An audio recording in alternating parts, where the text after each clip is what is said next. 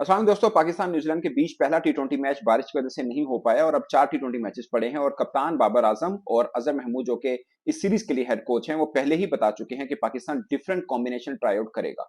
अगर से पहला टी20 मैच हो जाता तो काफी चीजें क्लियर होती कि ओपनर पाकिस्तान का कौन सा है, क्योंकि बाबर आजम ने भी जवाब नहीं दिया, अजहर महमूद ने भी जवाब नहीं दिया। हालांकि एक सीधा सवाल है कि आप ओपनर कौन से लेके जा रहे हैं। बाबर आजम की प्रेस कॉन्फ्रेंस तो मैच से एक दिन पहले थी, जब सब कुछ उन्होंने देख भी लिया, लेकिन फिर भी उन्होंने नहीं बताया।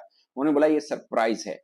अपेरेंटली लग रहा है कि बाबर और साइम ही ओपन करेंगे, मगर जो दोनों की बात से मैंने अखज किया वो ये है कि आपको हर मैच में डिफरेंट ओपनर भी मिल सकते हैं। एटलीस्ट 2-3 ओपनर्स इस सीरीज में आपको मिल सकते हैं, लाइक 2-3 कॉम्बिनेशन ट्राई आउट हो सकता है। क्योंकि रिजवान के हवाले से सवाल हुआ बाबर आजम से कि रिजवान फिर किस पोजीशन पे खेलेंगे अगर आप दोनों ओपन करेंगे, तो उन्होंने इस पर कोई कंक्रीट आंसर नहीं किया था।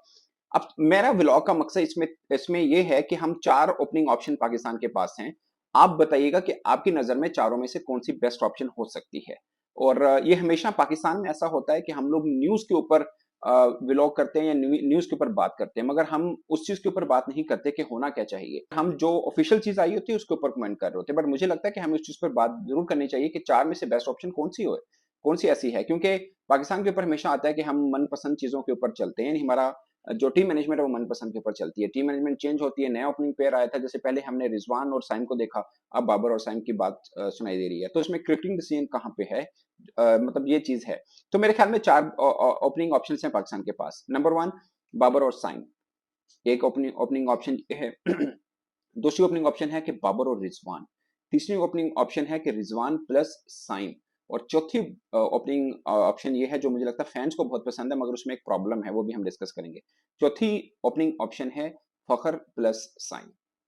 ये है पाकिस्तान के पास ओपनिंग ऑप्शंस। मगर अब प्रॉब्लम ये है पाकिस्तान के पास कि आप इन चारों ऑप्शंस के ऊपर जाएं। फॉर एग्जांपल फिजिबल मुझे क्या लगती है कौन सी हो सकती है, और वो मजबूरन है, जो मुझे लगता है कि ये हो सकती है वो मजबूरन है, मगर उससे बेस्ट कोई ऑप्शन है नहीं। बट अभी जो ऑप्शंस हैं, फर्ज के आप चलते हैं बाबर और साइम के ऑप्शन के ऊपर के होंगे, तो सवाल ये खड़ा होता है कि फिर रिजवान कहाँ पे खेलेंगे। अगर आप उनको प्लेइंग 11 में डालें, जो कि आप जाहिर है रिजवान जैसे प्लेयर को बाहर नहीं बिठा सकते, वो वन डाउन खेलेंगे। मगर सिलेक्शन कमेटी ने प्लान आउट किया कि अगर पावर प्ले के अंदर कोई ओपनर हमारा आउट नहीं होता, फिर वन डाउन पोजीशन के ऊपर उस्मान खान आएंगे। और बहुत से कल वकार यूनुस ये कह रहे थे कि यंगस्टर को आपने खिलाया है, लाइक उस्मान खान को डाला है, तो उनको उनकी बेस्ट पोजीशन दे। तो उनकी बेस्ट पोजीशन कौन सी है? One down.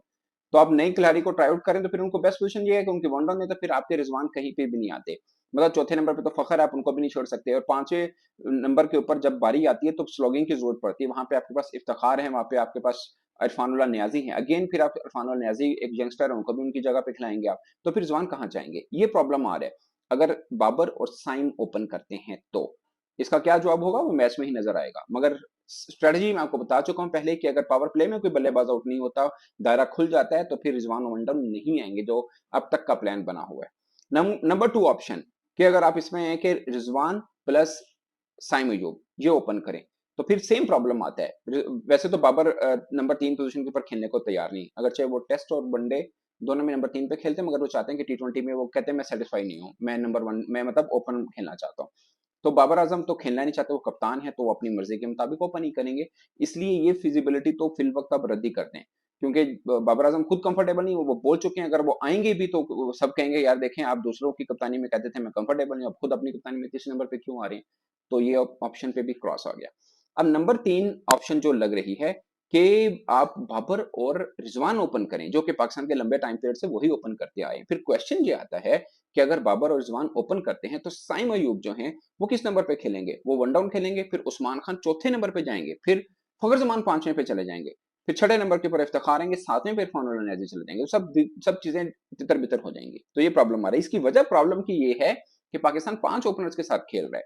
सभी चाहेंगे हम ओपन करें टी20 में, सब कहते हैं हम ओपन करने को तैयार हैं, क्योंकि ओपन टी20 में सबसे आसान पोजीशन है। ये है एक प्रॉब्लम। तो यहाँ पर वो कह रहे हैं कि अगर फर्ज किया बाबर रिजवान जाएंगे तो साइम की जो यूटिलिटी है कि वो ओपन के तौर पर ज्यादा अच्छा खेलते हैं दायरे के अंदर, वो खत्म हो जाएगी। फिर उसके अलावा पोजीशन भी चेंज हो जाएगी। फिर उस्मान खान फखर से पहले आएंगे। फिर आपके सबसे बेटर जो टी20 के प्लेयर हैं, जो जिनको मैं मानता हूं कि वो फखर समान है, वो फिर 5वें नंबर पे जाएंगे। यानी वो बेचारे पहले से शुरू हुए थे, दूसरे तीसरे चौथे फिर 5वें चले जाएंगे।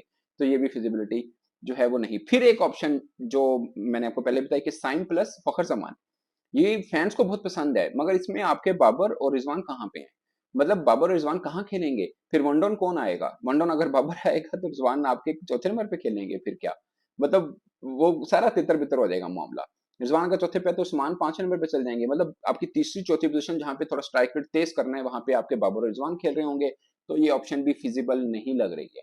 ये प्रॉब्लम आ रहा है, तो ये पाकिस्तान अब इसलिए different opening combination try out करना चाह रहा है। इसके पीछे थीम ये है जो मैंने आपको इस ब्लॉग में बताना चाह रहा हूँ कि ये चारों ऑप्शंस को ट्राई करें, आपको कहीं ना कहीं एक प्रॉब्लम मिलता है। आपको क्या कहेंगे, बाबर और रिजवान इतना लंबे से चल रहे थे, उस वक्त साइम नहीं थे, और अब साइम आ गए हैं, तो फिर आपके पास उस्मान खान भी आ गए हैं, वो भी ओपन भी खेलते हैं, वनडन भी खेलते हैं, तो सारा हमने 5 ओपनर्स इकट्ठे किए हैं, और किसी को भी आप मिला के 2 करेंगे तो आगे प्रॉब्लम आएगा। अब जो टीम मैनेजमेंट को लग रहा है कि हम भाई इस तरह कर लेते हैं, क्योंकि रिजवान तो कह चुके हैं कि मैं किसी भी नंबर पे खेल लूंगा, वो जाहिर है वो एक इस तरह के क्रिकेटर है, वो इनकार नहीं करेंगे, मगर वो वनडे में कह चुके हैं कि मैं 5वें नंबर पे कंफर्टेबल नहीं हूँ, तो आप T20 में 5वें नंबर पे क्यों खिलाएंगे उनको? वो जो बंदा वनडे में कंफर्टेबल नहीं है, वो T20 में 5वें में कैसे खेलेंगे? ये भी आप थोड़ा समझे। मतलब एक बंदे ने कह दिया, जैसे फखर जमान ने कह दिया कि ठीक है मैं तीसरे पे खेल लूंगा, आपने उस बेचारे को चौथे पे डाल दिया, वो कह रहा है जी मैं चौथे पे भी खेल लूंगा। अब वो क्या कहे कि मुझे क्यों कर रहे हो? जाहिर है मतलब वो मुनासिब नहीं समझते कि पब्लिकली आकर वो ये कहें, अदरवाइज कंफर्टेबल तो वो भी नहीं है। अगर वो कंफर्टेबल होते तो वो पीएसएल के अंदर भी चौथे नंबर पे खेलते, मगर पीएसएल में वो ओपनर खेलते हैं। ये खुद समझने की बात है, और मुझे लगता है कि वो बेस्ट ओपनर हैं आपके, मगर मजबूरी ये है कि चौथे नंबर वो संभाला हुआ T20 में ठीक खेल लेते हैं वहां पे भी। बट अगेन मैं कहूंगा कि फखर जमान ओपनर तो हमेशा बेस्ट रहेंगे अगर T20 में भी अब उनको खिलाएंगे।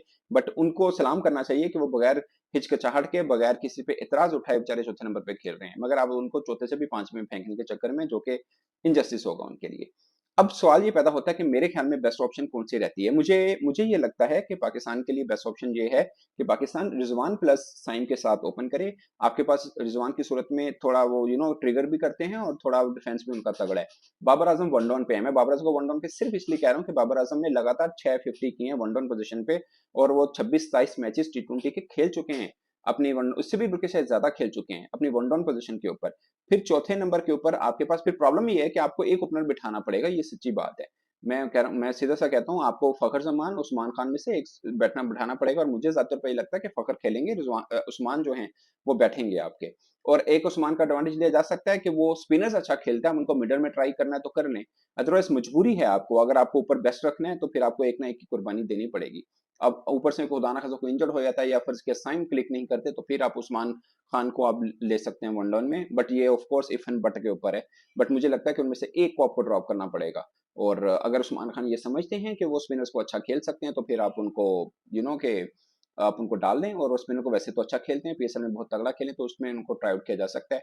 फिर आपके पास 5वें नंबर के ऊपर आकर उस्मान खान खेलते हैं, फिर छठे में आपके पास इफ्तिखार अहमद आते हैं, और फिर आपके पास इरफान नियाजी आते हैं। तो ये एडजस्टमेंट मुझे लगता है, बट अगेन मैं पहले मानता हूँ कि आप कोई भी एडजस्टमेंट कर लें आपके लिए प्रॉब्लम जरूर रहेगा, क्योंकि आपने ज्यादातर ओपनर्स टीम में डाल रखे हैं, जिनमें से आपको सबको खिलाना भी मजबूरी है, खिलाना मजबूरी इन अ सेंस, ना रिजवान ड्रॉप करते हैं आप, बाबर खुद कप्तान है, साइम को आप खिलाना चाहते हैं, उस्मान खान को अपने सब कुछ उन्होंने कुर्बान किया, उनको भी आप ड्रॉप नहीं कर सकते, और फखर जमान आपके सबसे बेटर प्लेयर हैं T20 के, तो ये 5 T20 के प्लेयर हैं, आप किसको क्या कराएंगे, ये एक प्रॉब्लम है पाकिस्तान के लिए। तो दोस्तों डिफरेंट कॉम्बिनेशन है, आपको क्या लगता है कि पाकिस्तान की बेस्ट ओपनिंग पेयर कौन सी है? अपनी राय कमेंट के साथ में जरूर बताइएगा।